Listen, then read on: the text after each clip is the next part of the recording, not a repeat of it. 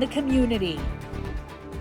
A man locked up tonight in a case that has left the Jewish community uncomfortable for days. 35-year-old Hassan Shoker facing felony ethnic intimidation charges.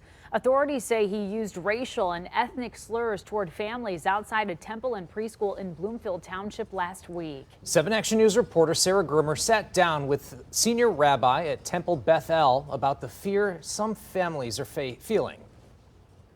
This is the area where the gentleman showed up in his van. Senior rabbi at Temple Beth El in Bloomfield Hills, Rabbi Mark Miller, is showing me where Hassan Yahia Shoker allegedly yelled racial slurs to parents and children Friday morning at preschool drop-off. Came into the parking lot, driving a white van, and at first innocently came up to one parent and her kids and asked her calmly, excuse me, do you support Israel?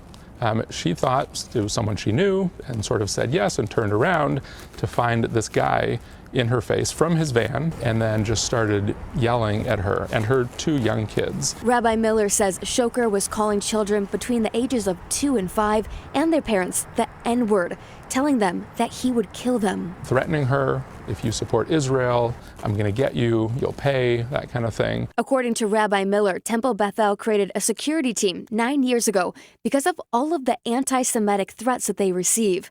That team quickly came out to the parking lot Friday and Shoker left. According to this Bloomfield Township Police Department release, the 35-year-old resident of Dearborn was stopped by them close by and ultimately taken into custody later by Dearborn police before being charged with 2 counts of ethnic intimidation.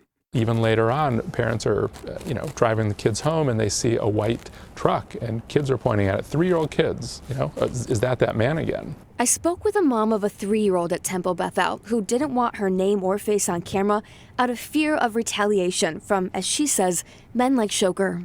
What kind of fear does it put in you as a mother when you're dropping your kid off at school? It's beyond fear.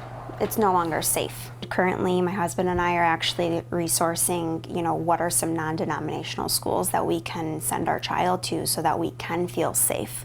According to the Anti-Defamation League, 2021 was the highest year on record for documented reports of harassment, vandalism, and violence, all directed against Jews. According to the FBI, American Jews, who make up no more than 2% of the U.S. population, are the targets of nearly 60% of religious bias crimes. This is here. This isn't going anywhere, and we need some sort of change to be put in place. This happened to be an anti-Semitic incident at a Jewish temple, but it wasn't by accident that I mentioned earlier that it also included a racial element. It can happen in other communities, and it does. Reporting in Bloomfield Hills, Sarah Grimmer for 7 Action News.